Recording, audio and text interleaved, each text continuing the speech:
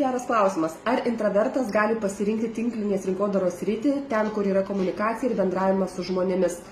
Ir ar tai galėtų būti jos sritis? Kad ir kaip būtų keista, klaidinga manyti, kad intravertas yra tik tai tas žmogus, kuris turi vienumoje būti, pavyzdžiui, rašytojas, galbūt muzikos tekstų kūrėjas, galbūt tapytojas, dar kažkokia sritis, kuri leistų vien tik tai jam būti su savimi ir kad nebūtų daug komunikacijos.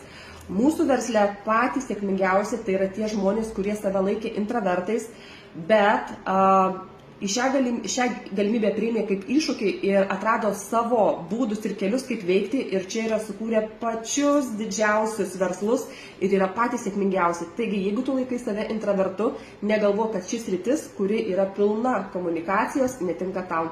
Deja, turėtum išbandyti ir įsitikinti, kad šioje srityje gali veikti kiekvienas pagal savo pomėgį ir pagal savo principą.